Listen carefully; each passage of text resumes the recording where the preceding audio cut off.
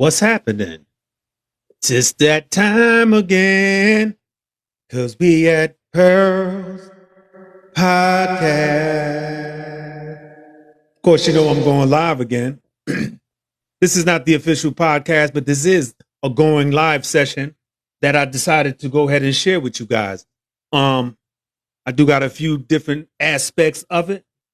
Of course, I got some music I can play in the background. I got a couple of my stoicism jump offs that I'd like for y'all to listen to and get a feel of what I do. So, how's it going out there? Thank you. Oh, really? Y'all quiet? Word. Let's cheer it up. Yes. Yes, we are. We back, y'all. We back. The podcast. Going live on Facebook. It's now 7:11. I did say I'd be on at 7, so I apologize. But I'm here. You know, I'm doing it. So what's happening, y'all? Hit me up. Let's talk about a few things. Okay? Let's get into some stoicism. Let's see what they talking about today. Yeah. Let me see.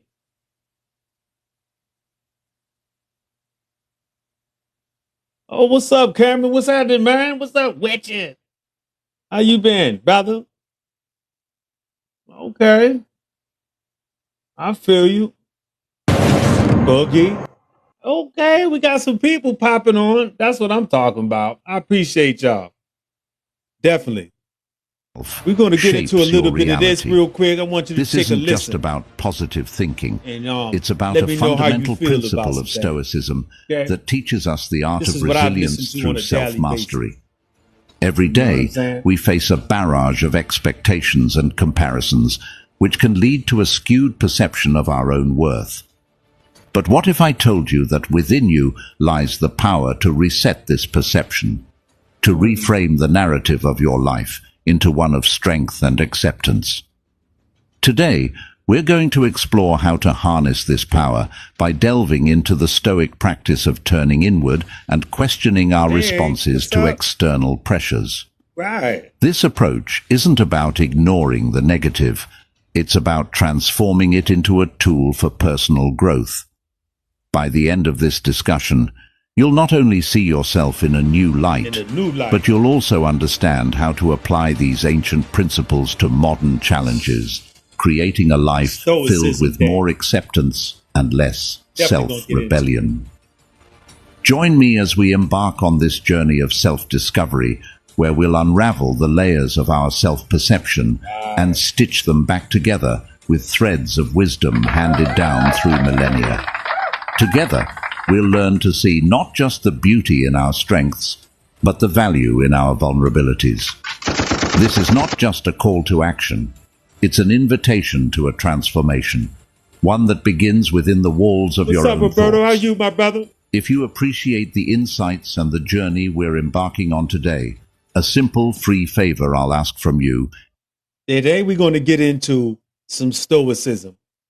Jesus jewels that I live by on a daily basis. This is what I consider my go-to when I'm going through some changes or whatever. But I want you guys to take a little listen and check this out. Reflect on the roots.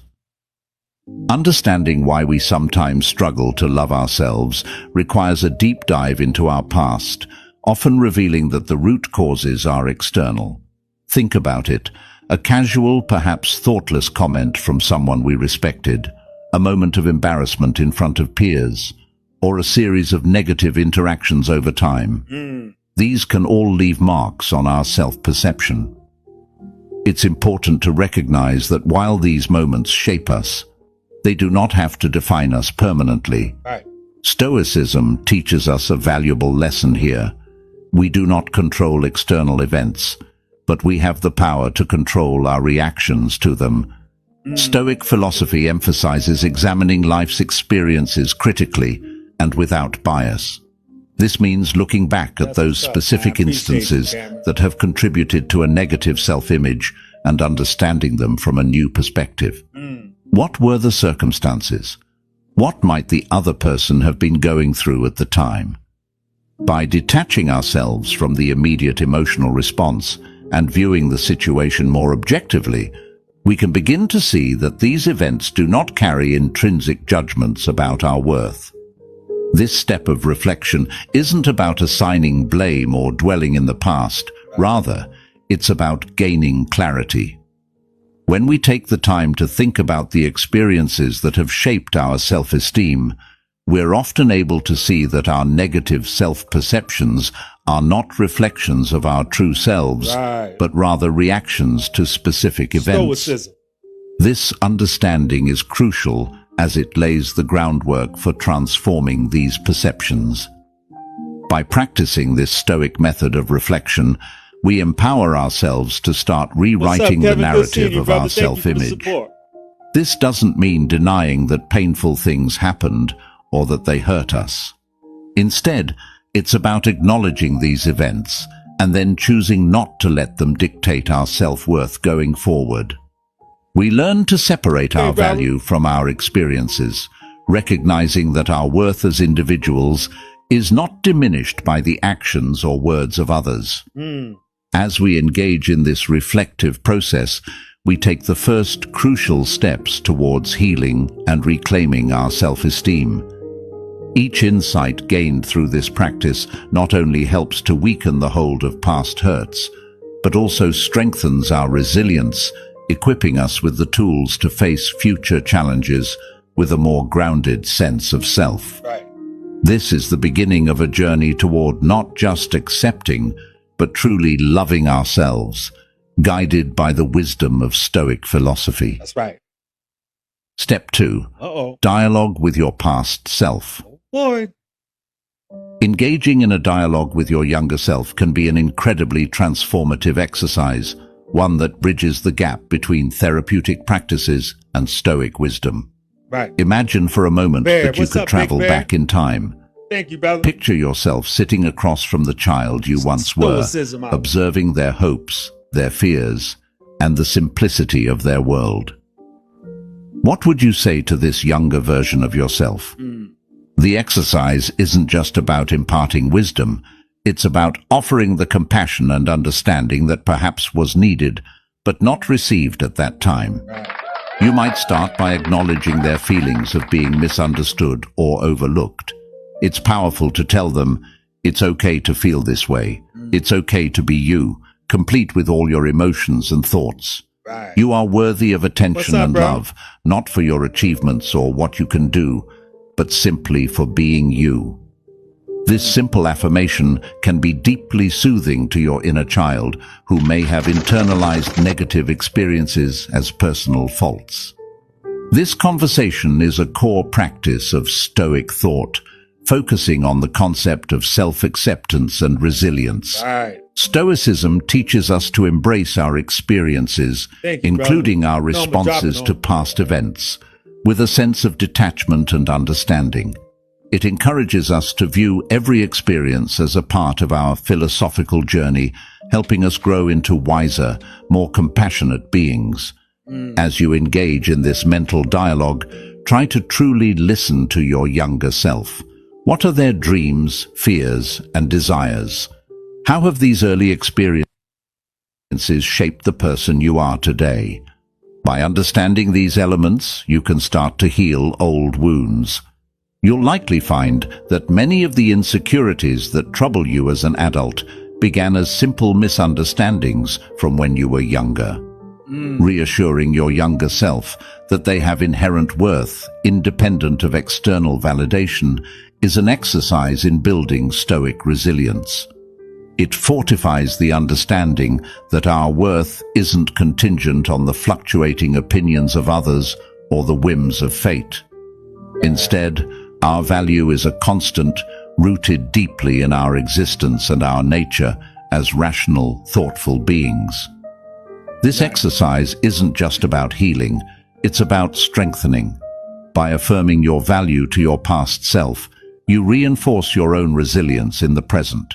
You acknowledge that while the past may have shaped you, it does not have to define you. Each moment of understanding and acceptance lays down a brick on the path to a more secure, self-compassionate future, Right. paving the way for a life led with stoic wisdom and emotional freedom.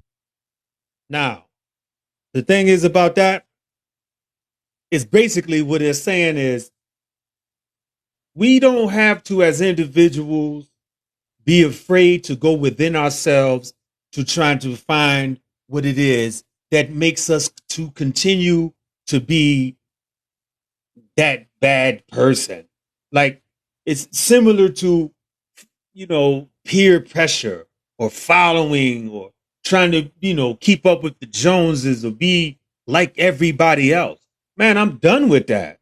You know what I'm saying? Hit me up if you feel the same way. Like, it's that time of life now where we can no longer go through life thinking that if I'm not like everybody else or doing what everybody else is doing, that I won't be great. That's crazy. That's bullshit. You know what I'm saying? I did 30 years chasing my own tail, trying to figure out what it is I was chasing. But I was always the one getting locked up, going to rehab, or running and going to different states thinking that I can change my ways.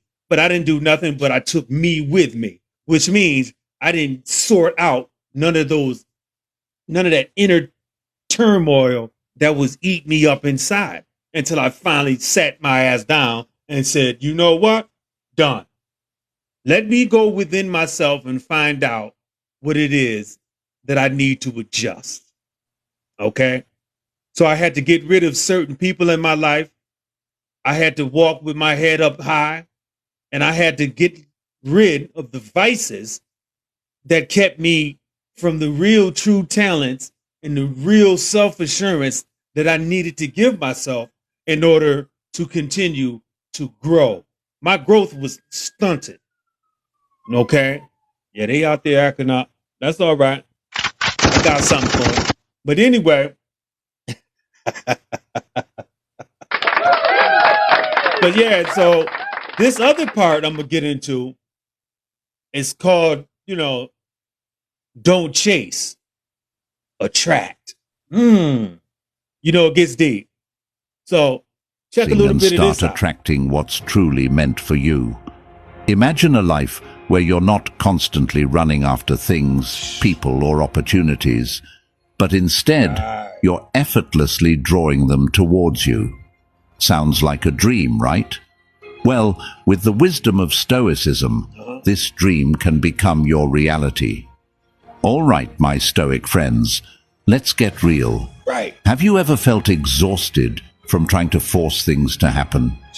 Maybe you're constantly reaching out to people who don't reciprocate, chasing Listen. opportunities that slip away, or trying to make relationships work that seem to always fall apart. It's draining, draining. isn't it? Well, guess what? You don't have to live like that. Right. Even the great Stoics, like Marcus Aurelius, believed in the power of attraction Hey, over Jackie, how you force. doing, sweetheart? I ain't Let's seen you kick in a things minute. off with a Thank powerful you for the quote support. that will set the tone for our journey today. What's meant for you will come to you when you're not pushing or forcing it. That's right.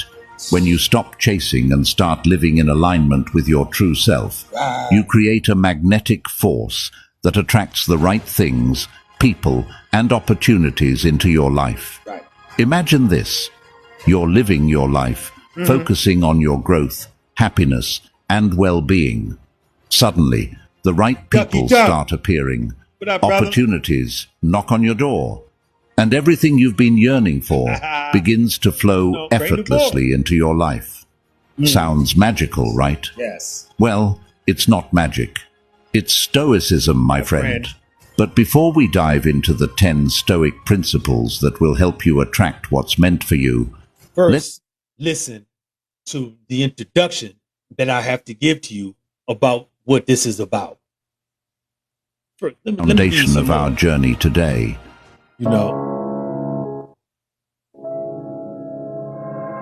I stopped. When you understand that chasing is rooted in Let him talk about it. scarcity and Go ahead. fear, while attracting is grounded in abundance and confidence, you'll see how powerful just this hey, transformation look, can cuzzo. be. Chasing is like Dropping running on a some treadmill. stoicism jewels on You it. exert a Pay lot of attention to energy, some of this. but don't really get anywhere. It's exhausting and often leads to frustration and disappointment. When you're chasing after someone or something, it sends a signal that you're lacking and desperate. For example, if you're constantly texting someone who doesn't respond, you're chasing. This behavior can push people away because it feels needy and overbearing. Right. As Epictetus wisely put it, wealth consists not in having great possessions, but in having few wants. By continually chasing, you highlight your wants and deficiencies. On the other hand, attracting is about living your Right. life with confidence and self-assurance, knowing that what's meant for you will come naturally. It's like being a lighthouse, steady, strong, and effortlessly drawing drawn. ships towards your light. When you focus on your growth and happiness, you radiate positive energy that others find irresistible. For instance, instead of chasing after a partner who's not interested, focus on becoming the best version of yourself. Right. When you're happy and fulfilled, you naturally attract people who appreciate and value you. As Marcus Aurelius said, the soul becomes dyed with the color of its thoughts. By cultivating an abundant and confident mindset, you attract abundance and confidence into your life. Right. So let's embrace this powerful shift from chasing to attracting. It's not about giving up on your desires, but aligning your actions and mindset with the belief that you are worthy of receiving them effortlessly. This transformation will not only enhance your personal well-being, but also make you a magnet for the right people and opportunities. Ready to transform your approach and start living a life where what's meant for you simply finds you. Let's dive into those 10 powerful Stoic principles that will help you become a magnet for what you desire. But before we get Right. Before we get started, to that, man, first I wanted to let you guys know that this is what I go by on a daily basis. This stoicism stuff is really, really real. And once I begin to start to think that way, starting to be an optimist and to know that, it's okay. And I was done with the stress. My life was no longer stressful. I went on to know that there was power in the journey. Okay. My journey was to give up my vices. I had to let go of things. But check this out. make you a magnet for the right This is people, one. opportunities, and experiences. Fear acts as a barrier, blocking your natural ability to attract what's meant for you. When you're driven by fear, you often make decisions based on insecurity, doubt, and anxiety. Right. This can lead to missed opportunities and strained relationships. By letting go of fear, you create space for confidence, courage, and authenticity to flourish, making you more attractive and compelling to others. Fear often manifests in various aspects of our lives, especially in relationships. It might be the fear of rejection, fear of being alone, Right. or fear of not being good enough. These fears can cause you to cling to relationships that are not healthy or chase after people who do not reciprocate Cuzzo. your feelings. Right. As Epictetus said, "He who is not a slave to fear is truly free." By releasing these fears, you free yourself from the chains that hold you back, allowing you to attract genuine connections based on mutual respect and love. Imagine you're in a relationship where you're constantly afraid of being left or not being appreciated. This fear can make you act out of character, leading to overbearing behaviors or pushing your partner away. Instead, by letting go of this fear, you start to value yourself more and approach the relationship with confidence and self-assurance. Your partner will notice this cocknage and will be more likely to appreciate and reciprocate your genuine self. This shift from fear to confidence transforms the dynamic, making the relationship stronger and more fulfilling. Letting go of fear also applies to your personal growth and ambitions. When you're not afraid to take risks or fail, you become more open to exploring new opportunities and challenging yourself. This boldness and willingness to step out of your comfort zone are incredibly attractive qualities. People are naturally drawn to those who exude confidence and resilience. As you let go of fear, you start to visualize success, set clear intentions, and attract the right opportunities that align with your true self.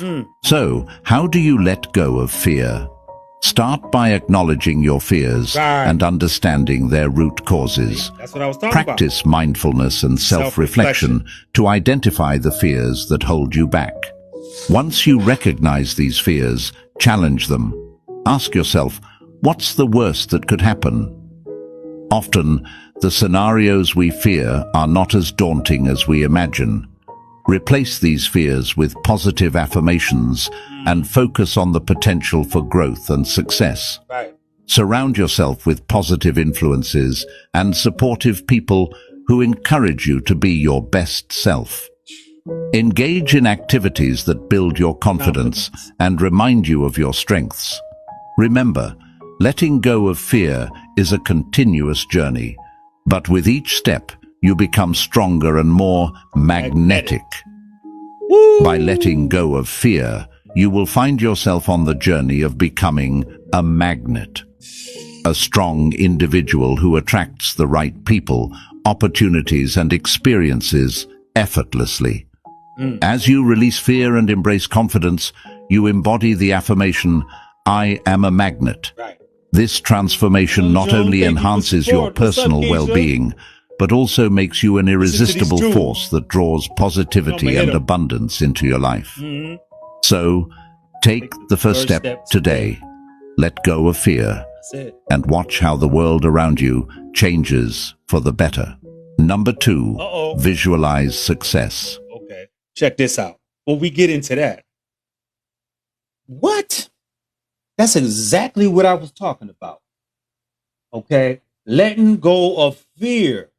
Letting go of the fear of change, the fear of doing something you've never done before. Like in my case,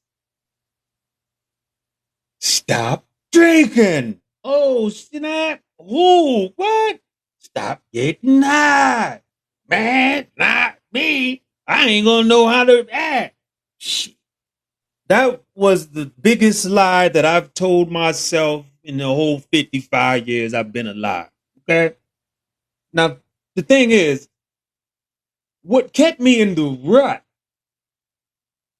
was that I was continuously searching for the real inner me through other people. I was trying to find and substances. Okay? Now, mind you, this is the preemptive approach relative to life. Pearl podcast. Oh, it go this way. Pearl the podcast.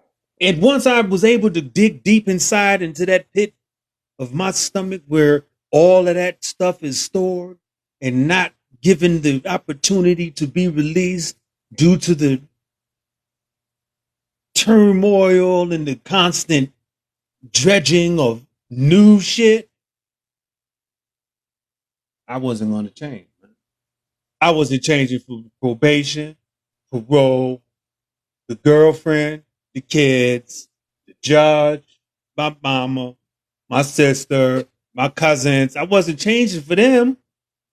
You know what I'm saying? Because they telling me this is what you need to do. But me being, thinking that I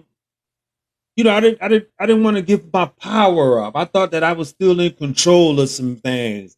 Maybe if I stopped drinking and just smoked weed, or maybe if I try to really hustle that shit instead of using that shit, Let's keep it 100.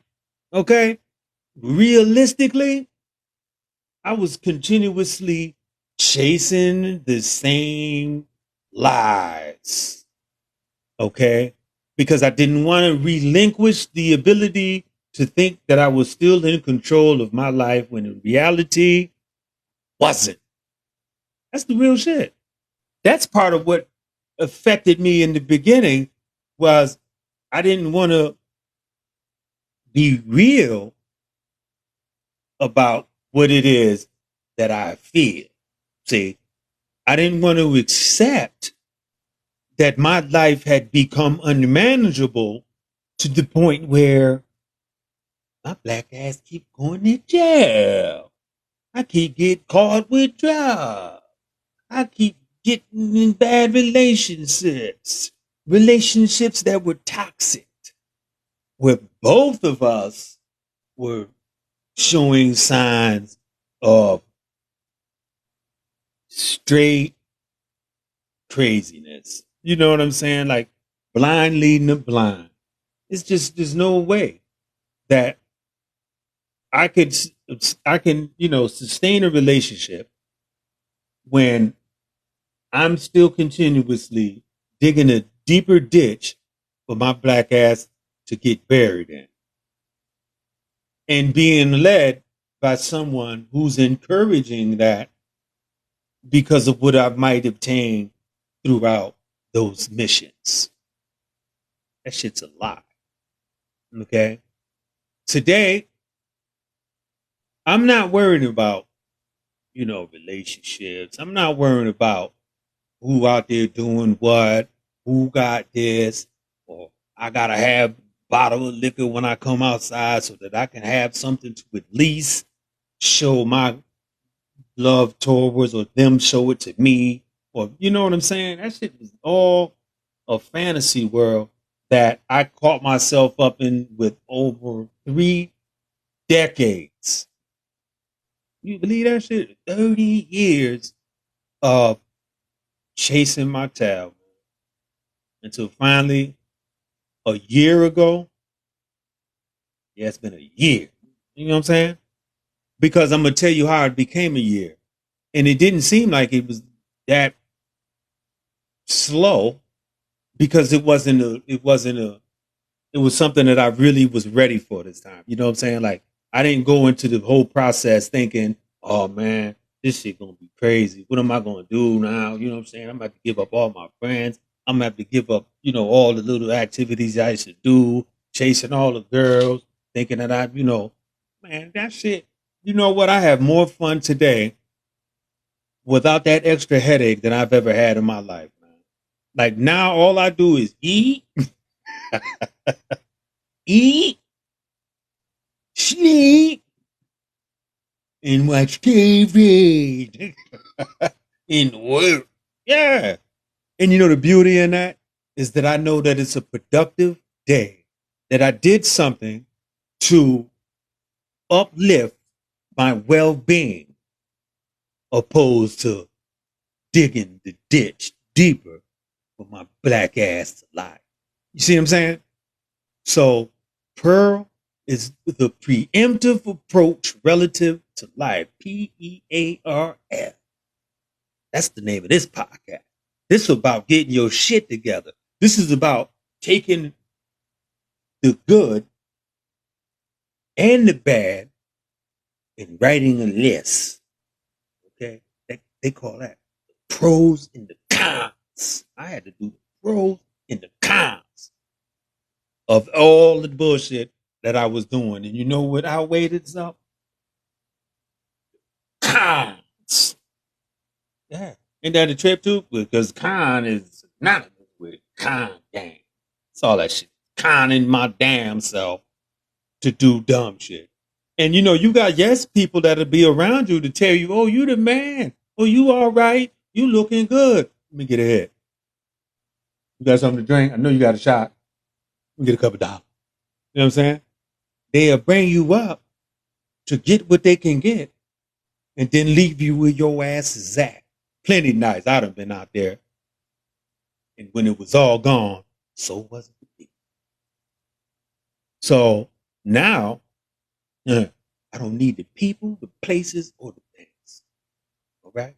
All I need is my TV, my air fryer, my recliner couch that recline on all sections of that, and my podcast, my kids. You see what I'm saying? Kids. I got my kids back. They call me up every day. It's about, Dad, we love you. We appreciate the change that you have made in your life. You understand what I'm saying? So that's the real shit behind what's going on with me right now. And I'm seeing it, to be honest, there's a lot of other people that I remember that I was hanging out with that was doing what I was doing that have made the decision to do better. And I love it. You know what I'm saying? Right now, as I do this podcast, and I've also written a book that I'm still writing because, man, it's every time I think it's over, there's a whole new chapter. But the thing is, I am now able to put together elements of my life that were not conducive to being grown. Let's be honest. And to use those hurts, those days that I've cried, and those moments where I thought that I, couldn't go on, I'm turning that now into a healing process for not only myself, but for others. What's up, Cuzzo Randy? I see you. For others. So the thing is, man, this is the new gangster. This recovery thing is the new gangster. Now, I don't run around and say, oh, I'm angry and I'm an addict. I don't get into all that. Because if you knew me, you knew that. I ain't got to tell you nothing. But I got to tell you that stuff. Because for me to continuously say some things like that would just be solidifying the fact that I would never be other than that. I'm not playing that game. I'm also not one, and some of y'all might not like this, but I'm not one for the 12 steps. See, a lot of that stuff, man, they put you in this box, man, that you got to stay in, and they'll tell you if you don't do these certain steps, then you won't be able to get clean. You can't get clean if you don't do these. Man, listen, I did it. I'm still doing it. I'm still gung-ho about this thing here. And you know what? That don't change because on a daily basis, there's something that tells me that, man, this life is wonderful. Okay? One of the things that I didn't like about the 12 steps was the way they put it. They got one what 4 should be. 4 is taking a personal inventory of yourself and to know and to find out. That's 4. I think that should be the number 1 because before you can even suggest that you have become unmanageable, that your life has become unmanageable and you have to first go within yourself, go deep inside and do a self-evaluation and figure that shit out first. You can't jump in and say, oh yeah, my life has become unmanageable. Yeah, I guess I better stop. What? Yeah, okay. I told myself plenty of times, man, this shit here is unmanageable. I can't even keep a job. I can't pay my rent. This shit is good. Been saying that. But that ain't make me say, okay, well, now let me go to step 2. No. 4 should have been the one. Made a fearless and moral inventory. Which means you have to get past the fear of going within yourself and finding out what it is that's tearing my ass up first. So that was my only thing. So I decided to do what they call smart recovery. And you can go online and look that up. It's smart recovery. It's a universal thing now. And it's pretty much giving you, it's giving, you have to be accountable for your actions. You have to be willing to know and to make the decision to do better and to say, this is not right for me. Like say, for instance, like for example, like there was a friend of mine when I was, I met while I was out here and, she was going to the groups with me and she was really doing her thing, I thought, until, I really got to know her, she got comfortable with me and come to find out she was still drinking. Now, I found myself in order to stay with this person, she pretty, she this and that, you know what I'm saying? I was buying her alcohol. I'm taking her places and she's trying to have me carry the beer. I said, first of all, I'm not carrying that shit. I don't drink that. I don't want people to get the assumption that I'm back doing the dumb shit because you don't, you know what I'm saying? So after a while, I had to make the decision, despite of the beauty of the fact that she wasn't even from the town, nobody ran through it and none of that. I said, you know what? I'd rather save my own ass and face and let her go. He said, damn, bro, that chick bad. Yo, she was this. I said, yeah, but you know what? Bad got my black ass locked up in the past. I'm done with bad. I need somebody that's conducive to what it is that I'm trying to do right now. So I said, listen, you know what I'm saying? I don't think we should be doing this thing a little no more because you drink too damn much. You know what I'm saying? And that's not to say, I don't knock nobody drinking, but you ain't gonna be coming up in there every day. Time, can you give me a 30 a 15 pack? Damn, a 50. But you ain't happy with the little sheesh 15 pack and knock it down. Like, yo, we ain't doing that. So my sister was like, yo, whatever happened to that girl? She was so cool. I said, yeah, but she drank too damn. And I don't want to be around her. She was like, wow, bro, man, you did your thing. That was the greatest decision, man. I'm proud of you. To hear that. Wow. So we're going to get a little bit more into this stoicism thing. And so friends, in our previous discussion, we talked about how to let go of fear and how it can make you a magnet for the right people, opportunities, and experiences. Now, let's dive into our next principle. Go ahead, talk about visualize success. Uh-oh. Picture this. You're standing on a mountaintop, looking out over a breathtaking landscape. The journey was tough, filled with challenges and obstacles, but you made it. The feeling of accomplishment washes over you, and you realize that every step, every struggle was worth it. Yes, sir. This powerful imagery is what visualization can do for you. By visualizing success, you harness the power of your mind to create the reality you desire. Visualization is not just daydreaming, it's a focused and intentional practice. When you visualize success, you're creating a mental image of your goals and aspirations. This mental picture acts as a blueprint for your actions, guiding you towards the outcomes you want. Right. As Marcus Aurelius said, the soul becomes dyed with the color of its thoughts. By consistently visualizing positive outcomes, you condition your mind to recognize and seize opportunities that align with your vision. Shots fired. Let's take relationships as an example. Imagine the kind of partner you want to attract. Someone who respects you, values your opinions, and shares your interests. Visualize what your life would be like with this person, how you interact, the activities you enjoy together, the mutual support you provide each other. This visualization helps you align your actions and choices with the type of relationship you want to attract. It's about setting a clear intention and letting the universe work its magic. Visualization can also be a powerful tool in professional and personal growth. Let's say you want to achieve a significant milestone in your career. Visualize yourself reaching that goal, giving a successful presentation, receiving accolades, or achieving that promotion. This practice helps build your confidence and prepares your mind for success. It's like a rehearsal for the real thing, making you more prepared and resilient when opportunities arise. To make visualization effective, consistency is key. Right. Spend a few minutes each day visualizing your goals. Use all your senses to make the mental images as vivid as possible. Right. Feel the emotions of success. Hear the sounds of your achievements.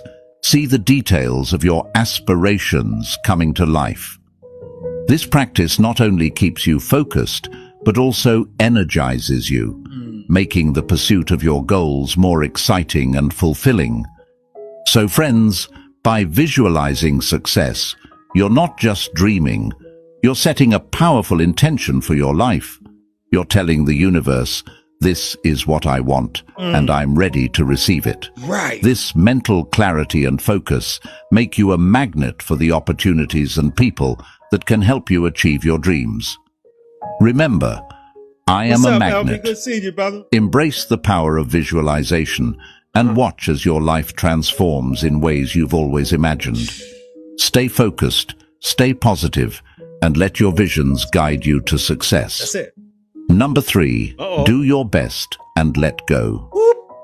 So friends, we've previously discussed how to let go of fear and the power of visualizing success. Stoicism. Now, let's move on to our third principle. Let's get into it. Do your best and let go. Imagine a gardener planting seeds in a well-tended garden. He carefully nurtures the soil, waters the plants, and provides them with the necessary nutrients. Yet, after all this effort, he knows he must let nature take its course. He can't force the seeds to sprout or the flowers to bloom. He can only do his best and let go, trusting that his efforts will bear fruit. This is the essence of our third principle. Do your best and let go. In life, we often strive for perfection and control, fearing that anything less will lead to failure. Wasn't I talking about that? But Stoicism teaches us that while we should always strive to do our best, we must also accept that some things are beyond our control. Right. Marcus Aurelius wisely stated, "Do every act of your life as though it were the very last act of your life." This means putting your heart and soul into every endeavor, Right. Hey, Sonia, giving what's your going on? Thank you utmost for the effort, support. Listen to and this. then Listen to releasing Joel. attachment to the outcome. Ooh. Shots fired. Let's consider relationships. You may be in a situation where you're investing a lot of time and effort into building a connection with someone. You're attentive, caring, and supportive. Yet, despite your best efforts, the relationship may not progress as you hoped. Instead of becoming anxious or disheartened, remember to do your best and let go. Talk about it. Trust that you've done everything within your power and that the right outcome will unfold in its own time. In professional and personal pursuits, this principle is equally powerful. Imagine you're working on a crucial project or preparing for an important exam. You dedicate yourself fully, studying hard, and putting in the hours. However, once the exam is over or the project is submitted, it's time to let go of the stress and anxiety about the results. Trust that your efforts will yield the best possible outcome. As Epictetus said, make the best use of what is in your power and take the rest as it happens. Doing your best and letting go doesn't mean being indifferent or careless. It's about recognizing the limits of your control and embracing the wisdom of detachment. Thank you, Sonia. This mindset frees you from unnecessary stress and worry, allowing you to focus on what truly matters, your effort and dedication. By letting go of the outcome, you create space for new opportunities and experiences to enter your life.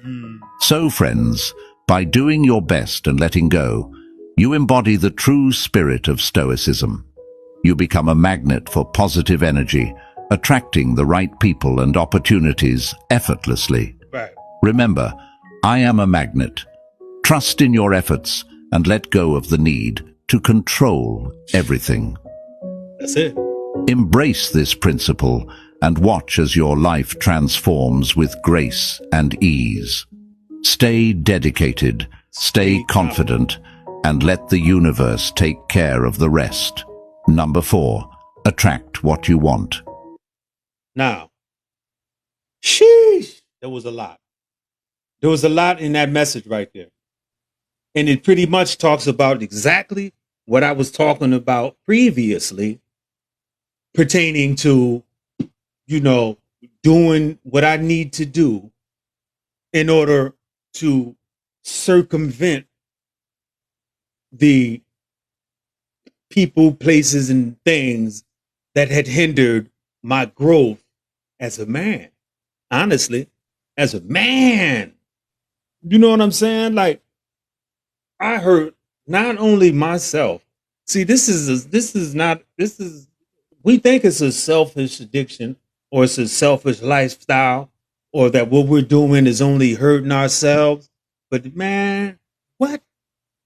My babies, my mother, my sister, my cousins, everybody around me was hurt.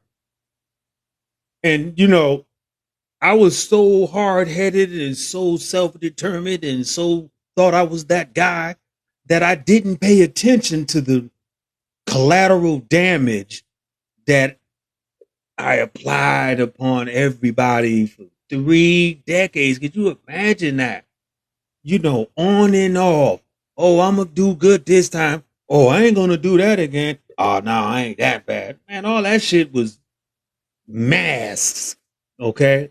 Those were masks. That's fugaziism. Yeah, I'm coming up with some shit. Yeah, because it's that deep. It's that effective. And what it did was it ingrained into people's hearts, into their minds that one, oh, he can't be trusted. Or you really think you want to be with that guy? Or man, he can't come stay here. All those aspects that we think is, everybody else's fault. Cause shit, I'll say, ooh, words like that, you ain't shit. Da-da-da-ba. The judge ain't shit. They white man made me do it. Or this and that. Man, fuck all that. Once I made the decision to sit my black ass down and do them pros and cons and go deep within this area right here where it's all intertwined with stress and just mangled with all types of pain and hurt, I had to sort that shit out. And once I came to the realization that it was me, ow, it was me. There ain't nobody that on this earth told me to put that bottle to your mouth, put that pipe to your mouth, smoke that motherfucking ass, do that, go get with that girl. She ain't shit. So what? I can change her. Man, listen, that was all me. This is the no front hour. This podcast is about real shit. I don't get on here and be talking about, I really wasn't that bad. Man, I was, ooh. All right. Though I've traveled and I've been like 8 different states, lived in about 4 of them, got kids, 3 of them. And you know what I'm saying? All them beautiful areas that I went to, I was on the other side of the tracks. I hardly seen the beauty. I might have walked through all the beautiful things and areas, but I was looking down. Oh, I wasn't looking up at the beautiful skyscrapers or the wonderful mountains around me or the beautiful sculptures or the trees. Man, I'm looking butts, drop money, anything that was conducive to my addiction is what drove me to continue into that abyss. Now, knowing that and having the wisdom today and the strength to be able to talk about that shit, that's when you know growth is in effect. But a lot of people can't talk about it. Even though when they see me walk down the street today and I'm bopping my motherfucking head because I got the music going and shit, and I ain't smoking nothing but this vape, what I need to stop. But that's shit. But man, you know what I'm saying? And they look at me. There's been times when people would come to me and say, man, you inspire me. What? Come on now. You know how that feels? Do you know how that feels? That's the greatest feeling on earth. When after all the damage that I've done, to hear somebody say, you inspire me. So that just makes everything worth all of the bad thoughts that I had about recovery, all the nights that I'm thinking, man, I'm tired of this place, or all the times that I sat in that jail and was like, man, I'm going to stop, knowing deep down and it was still that emptiness telling me, man, you got another run in you. But man, today, man, I feel great. I'm being straight honest, man. I keep talking about how this is the new gangster. The reason why I say that, because you got to be 100% gangster to be able to let go of those vices that have such a grand grip and just to make a transformation. Man, listen, if I can do it, no. You know what I'm saying? And I thought I was the man. I thought, man, I ain't that, and I ain't, and you know what I'm saying? And that's what we all be thinking. Until I had to look at myself and say, bro, toe up. You toe up. Fuck you running around here. My mom's got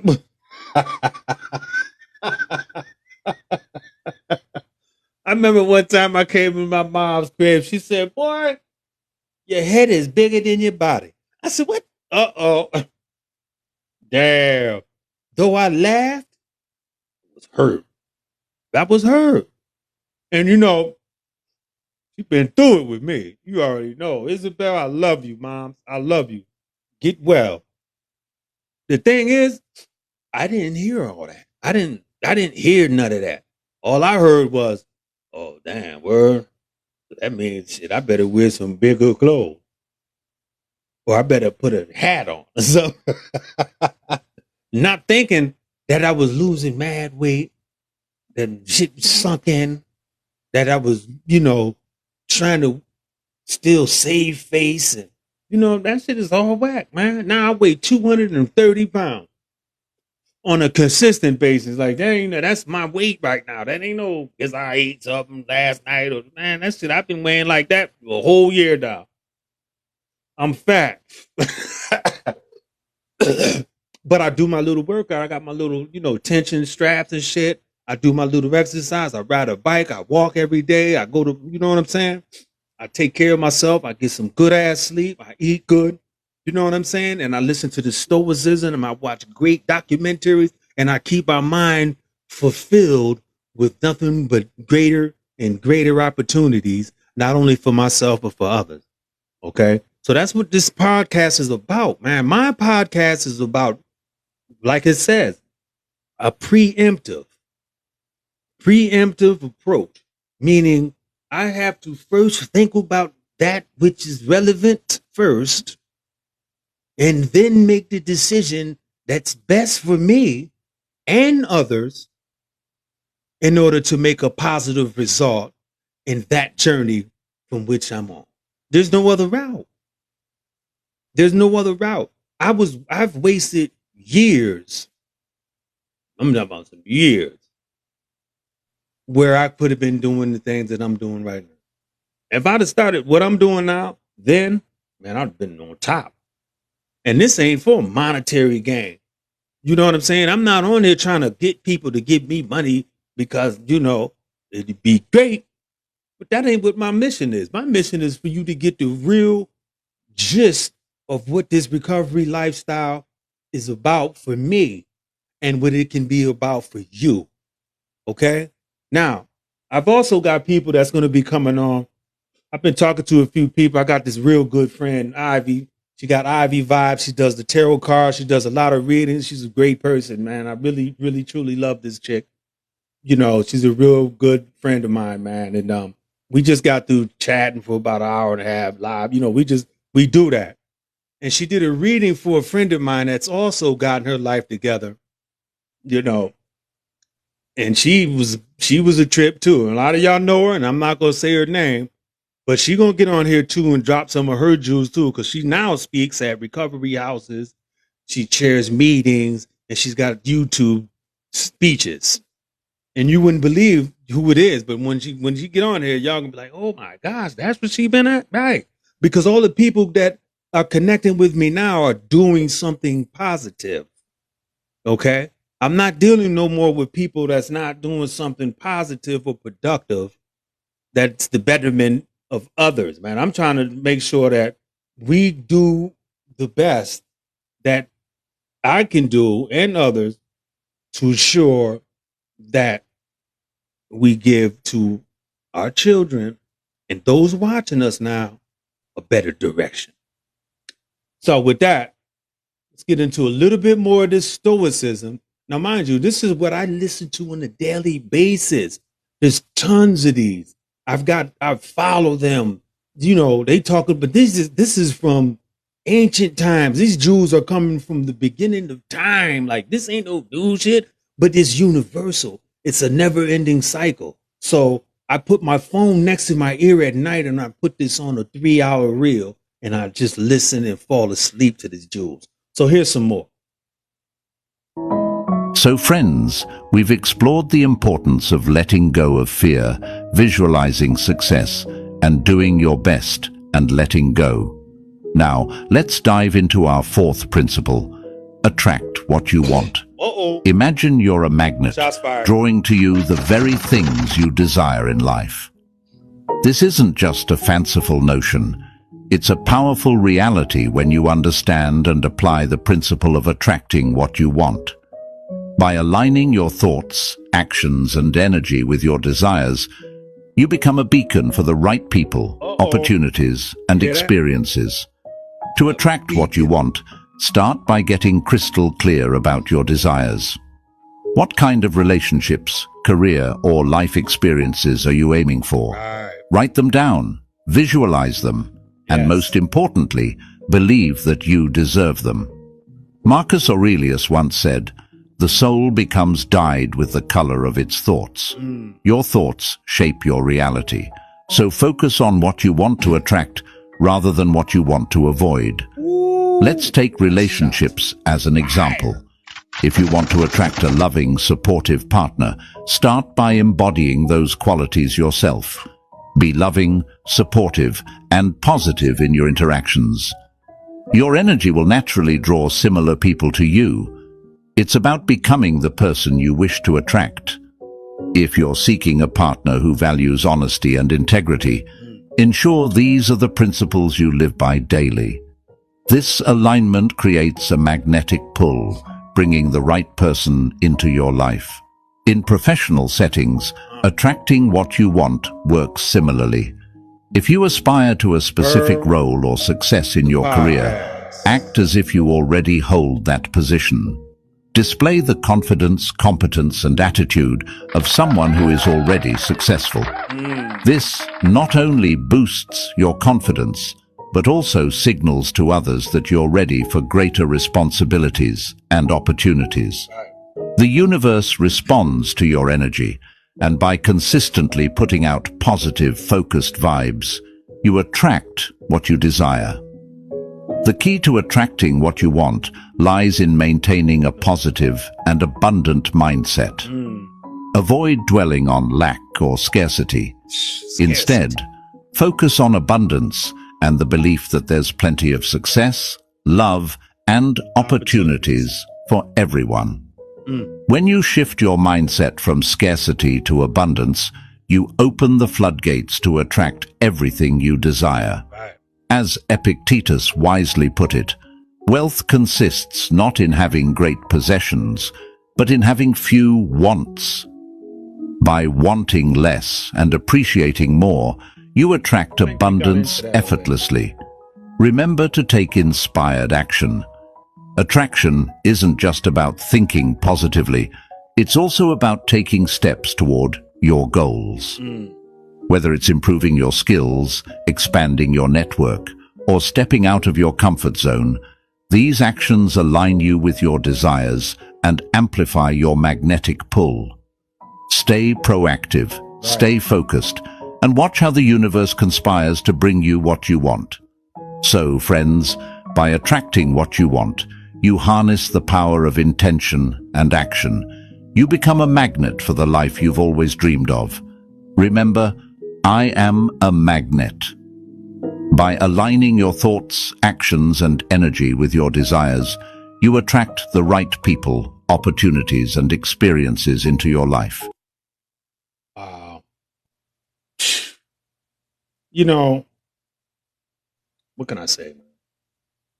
That is so true. I mean, there is nothing that, first of all, they don't never say nothing that's not facts. You know what I'm saying? So, attract what you want by doing what you're supposed to do. You can only get good when you display good intentions. Okay? Like, wherever I go today, when I go into a job interview or I go to gently mess with their heads Hold up. We're going to get into that. Hold up now. Shots fired, though. Every time I go around some people, man, I go into an appointment or I go into the store or I go anywhere I walk, I say hi to everybody. I speak to them as if I've known them for years because everybody is human. Like that uplifts their spirits, man. When you say to them, okay, look at you. All right, what's happening? Hey, how you been? Okay, yeah, that looks like that might be a good deal, you know? So it's just the look on their face when they see that I'm non-threatening, that I'm coming at them as a good person, and I'm trying to uplift. Like a lot of times, I could walk past somebody that said, "Oh, smile, it gets greater later." You know what I'm saying? It's okay, stuff like that. That makes them they perk up, and a lot of times they doubled back and said, "You know what, man? When you said that to me, that made my day go a lot more smoother and better. I've actually went home and had a better relationship with my wife or my husband because you know what I'm saying." And that's what we need to do. You know what I'm saying? A lot of times in this town, man, I hear about people talking shit about somebody else or they doing this or they get on Facebook and talk about my shit. When I'm on, you won't never hear me get on there crying about shit, talking shit about somebody else or giving out negative vibes. I'm either posting some food, doing a walkthrough somewhere in the town, or just showing you what I got on. Just, you know what I'm saying? But there's never negativity or any type of disrespectful talk towards anybody. Even when I was in a bad relationship, I've never got online and said one bad word about that female. You know what I'm saying? But boy, was I getting it. I got all of that. You know what I'm saying? But that's okay. It didn't break my spirit. It didn't make me feel as though I was less than, It just lets me know the type of people that I'm dealing with. You know what I'm saying? So when I backed out of that situation and found myself in a better situation alone, which I found to be today is very therapeutic for me. You know what I'm saying? I'd love to take somebody out and go to, the fair or go do some, and it ain't even based about a sexual thing, man, with me. If it happened, I'm gonna knock you down. But but that's not my intentions. See, I'm not coming in with a prerequisite anymore. Like before, it was a prerequisite. If I came towards you, you know what I'm saying, and I got something you want, shit, man, listen, you know what we gotta do. You know what I'm saying? And I feel bad about that. So I apologize to all those females that I made feel uncomfortable. And that's from me to you. I apologize from the bottom of my heart. Because to have to go through that on a daily basis from every angle, man, I can understand why you still out there doing what you're doing because nobody's showing love. Though I try to show all the love, I try to help out a lot of people, man. When I used to live on Columbia Street, man, I had a house full of people. I gave makeovers out to females, and you know what I'm saying? In fact, this is a story. There was one time, man, on Columbia Street, there was a group of girls going by. A lot of them, used to come to my crib and then get high and do all that. But they had a friend with her, and she was wearing these baggy clothes and was walking with her head down. And, back then I was buying up everything. I had a house full of everything, clothes and, cosmetics and everything. So I always had a crew of chicks in there that would, that know how to do hair or makeup, whatever. So I said, listen, bring her in there for me. Take her in the bathroom. I got all them clothes in there. I got all that other stuff. Give her a makeover. Don't you know they went in there and laced her. Boom, she came out there, oh, you know what I'm saying, walking tall, feeling good and this and that. I brought her spirits up and boom, they had left. A month later, I get a knock on my window. I'm thinking, who was that? Hey, here we go, early in the morning with this buzz. It was her. She still was fresh. She said, don't you know that what you did to me changed my life? She said, I'm no longer homeless. I got a crib. I live out in Corning and I got a job. I said, oh my goodness. I cried because not knowing the effect that I had on her well-being at that time, I didn't realize how much of an effect. And that's what I'm saying. And see, that's what happens. We don't realize the effect that we have on people because we're mostly out for ourselves. You see what I'm saying? We'd rather get what we can get out the situation and think that, oh, I hustled him or I hustled her or I got to that or, yeah, but you know what you did in the long run? you not only lost a good person that might have been conducive to what it is that you trying to do in your future life, but you also took her down a deeper path, a deeper abyss of just hating herself or hating himself. So we got to understand that sometimes when we talk to people, man, let's think about, the positive in what that individual could possibly bring to the world, especially if they got kids. They may go home and take that out on their kids because they mad at the fact that because of you, I'm out. Nah. So now I talk to people with the utmost respect, man. Like right now, I'm trying to be a peer advocate in recovery, a recovery peer advocate, so I can work at Casa Trinity, New Dawn, or any of them places that I've attended plenty of times. Now I want to go in there and help because I got a story. You know what I'm saying? I was there. I already know what it's like. I know what it feels like. You know what I'm saying? To people to look at you and say, oh, man. Oh, yeah, he cute and everything, but that nigga smoke crack. Or he do this. You know what I'm saying? That shit is harsh. And that'll make you be more angry towards people. And then you be like, man, I don't give a shit. I'm going to just go ahead and do some more. Because, yeah, you don't like me anyway. But that is no longer the case. You know what I'm saying? So let's get into a little bit more of this. And then we only got a little bit more time. But I'm just happy that everybody's listening and tuning in and getting involved in what I'm talking about so that you get into the essence of what this podcast thing is going to be about, because there's more to it. I got people coming. I got slots for people that's going to be coming in, dropping jewels. I got counselors that's going to be dropping in and dropping stuff on us. So, this is not just about me talking all about it. And Stoicism was the Stoicism day today. Saturday, I do it like this because I want to have some substance for people to talk about and to also have my man, talk about it, and you can hear it like he kick it. So we're going to get into till they recognize just how awesome you are. All right, friends, let's kick things off with a quick exercise to figure out why you're feeling so bummed. Uh-oh. Why did their cold shoulder or those dismissive actions hit you so hard? If you're feeling crushed because someone you value isn't showing you the love back, it might be a sign you're giving their opinions a bit too much power. Uh-oh. Remember, before anyone else came along, you were already solid and complete on your own. Sometimes, though, when we start fishing for others' approval, we end up feeling a tad needy, which really isn't the vibe we want. No. It's super crucial to face and embrace your feelings, friends. Ignoring your emotions won't do you any favors. Nothing. You've got to deal with them to mend and move on. Realizing you're worth more than someone else's opinion is your first step to feeling top-notch again. And, hey, I've got some neat tricks to share that'll help shake up those who didn't see your worth. Special heads up to the ladies. You'll get tips on how to keep a guy interested in a straightforward yet effective way. And guys, don't worry, I've got your back too. I'll show you how to avoid getting played. We've got a bit of wisdom for everyone today. That's right. So, settle in, listen up, and let's roll out these tricks.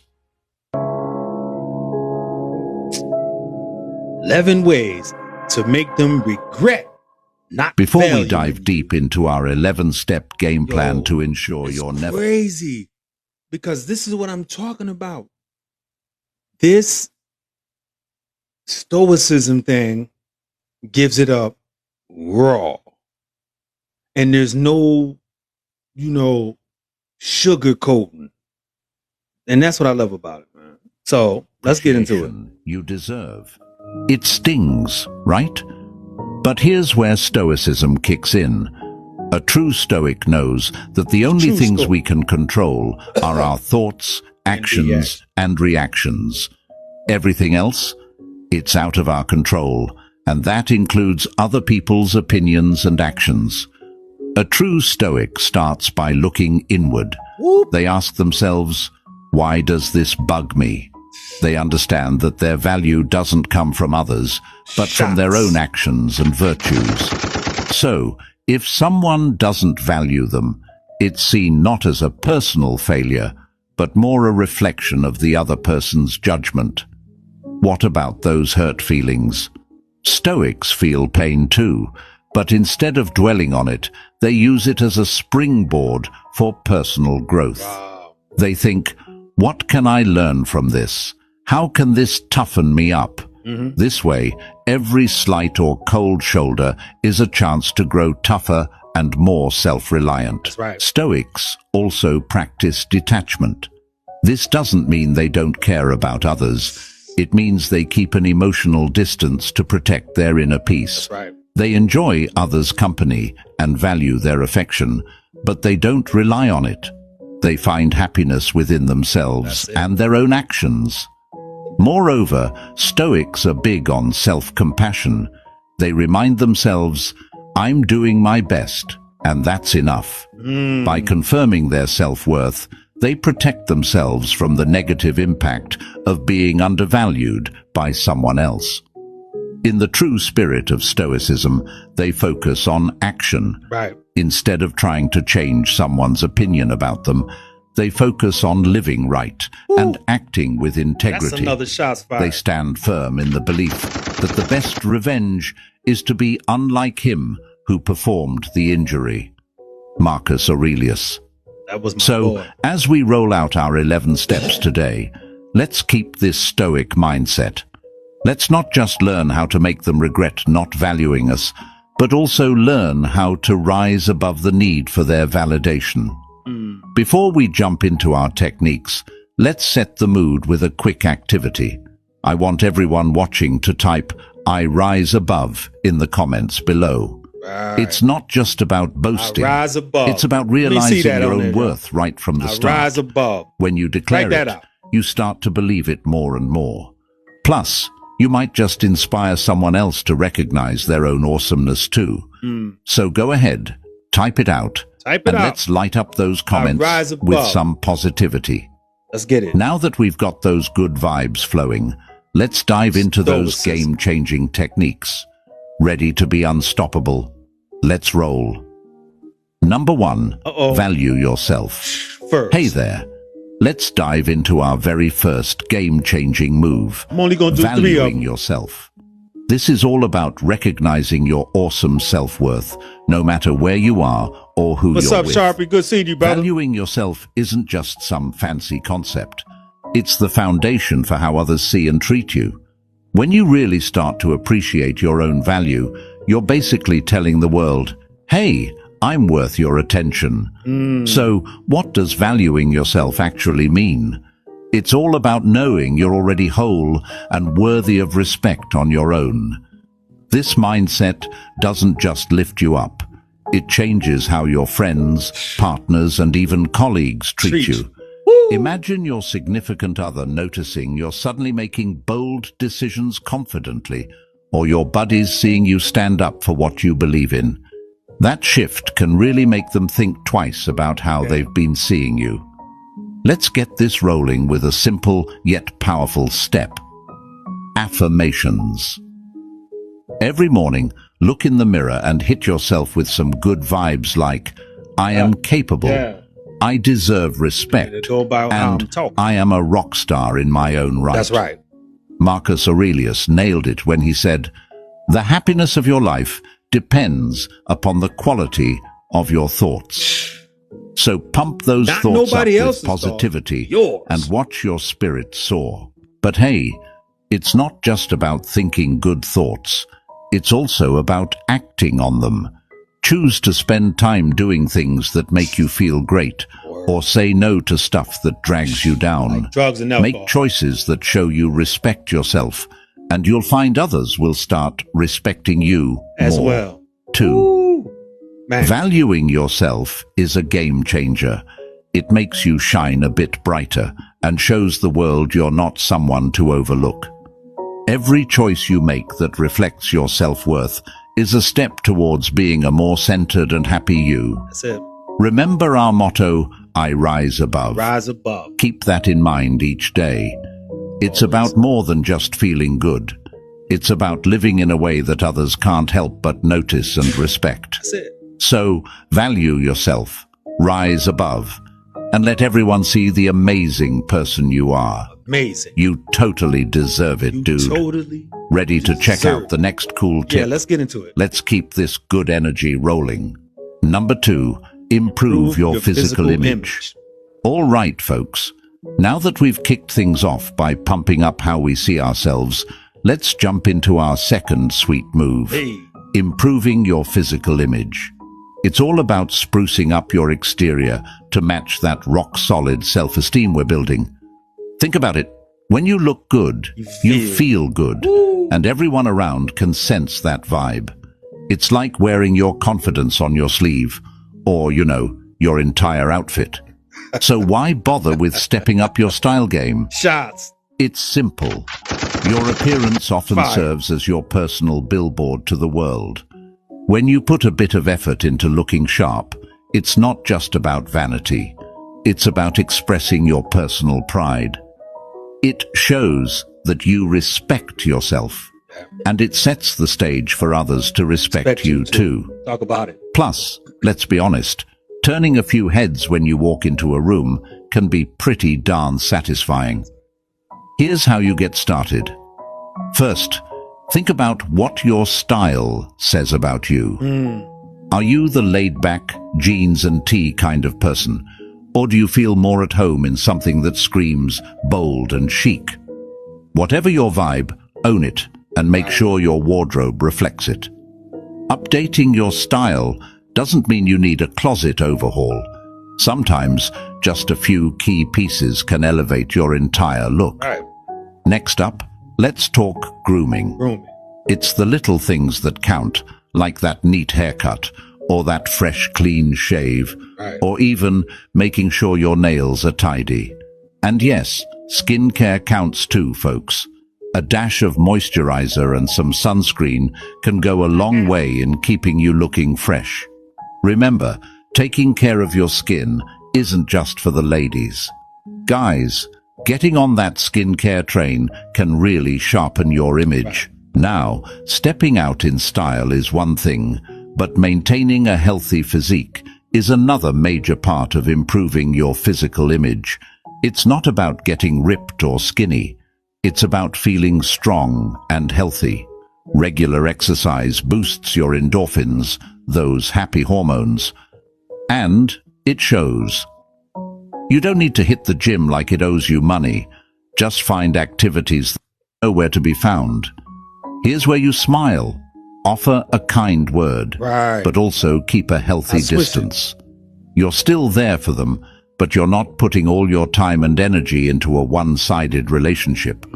Or think about a past partner who didn't quite appreciate what they had when they were with you. It's tempting to keep them close, hoping they'll see the light. But sometimes the best move is to be kind from a distance. That's it. Smile, wish them well, but keep yourself from getting too caught up in their world again. This approach not only protects your heart, but also sends a powerful message that you value yourself. Incorporating this technique means actively deciding who gets your time and attention based on how they value and respect you.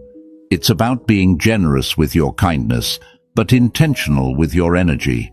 And here's the coolest part. When you start valuing your own time and emotions more, others will start to notice and respect those boundaries too. So remember, always carry yourself with kindness, but don't stretch yourself thin for those who don't reciprocate your efforts. By being kind, but limiting contact, you teach others how to treat you, and you attract the kind of people who will cherish and respect your generosity. Now, don't forget our motto, I rise above. That's right. Keep rising above the situations that try to pull you down. By mastering the art of kindness with boundaries, you're not only taking care of your emotional well-being, but also elevating how others perceive and interact with you. Stick around for more insights, because we're just getting to the heart of how to truly make them realize what they've been overlooking. Wow. Phew. You know, you're right. It was that deep. Shots fired. Shots fired again. So, that's coming to the conclusion of my Stoicism Saturday. And pretty much, man, what he talked about was the deepest of them all. When he got into, when you feel good, when you look good, you feel good. You know what I'm saying? Ain't a day I come out without, tighten up my little. It don't take me but a few minutes. You know what I'm saying? But it's just the fact that, what comes with recovery and what comes with just maintaining a positive lifestyle. There's some things that come with it. You got to be consistent with it.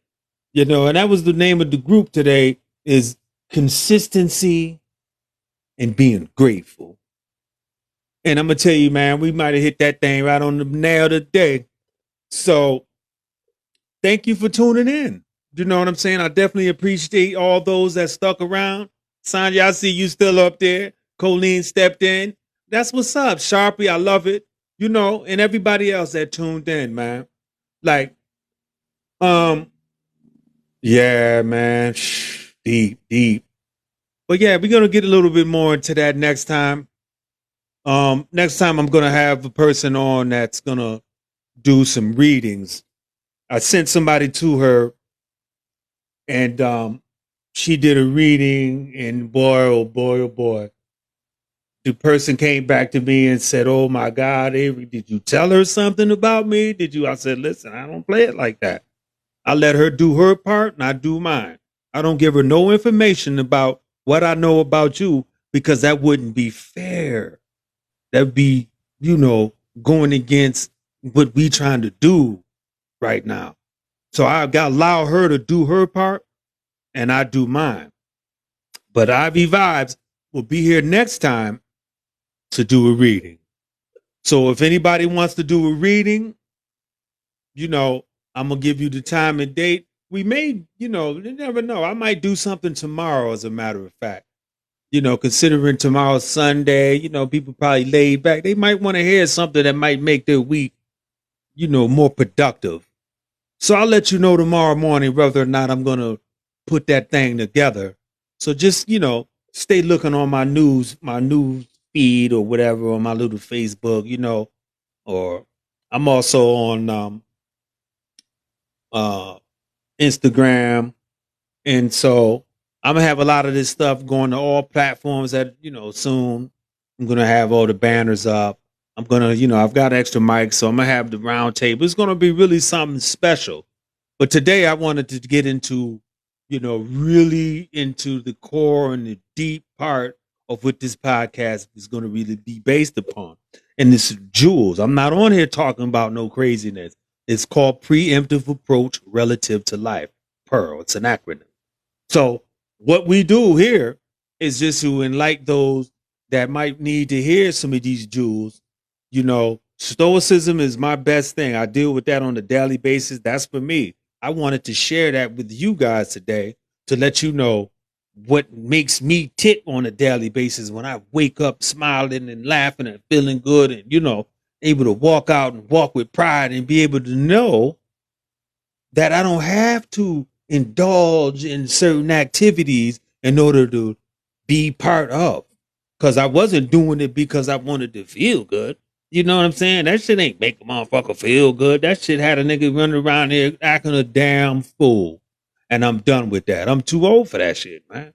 You know what I'm saying? Cats out there still think, oh, I'm a hustler. Okay. Only thing you hustling is the county. They hustling. You buying suits, $2 and some more crazy. I don't even remember. Anyway, just know, man, that I'm here to show love, man. That's what my mission is today. And thank you for tuning in. And we'll see you again next time on Pearl the Podcast. I holler, y'all.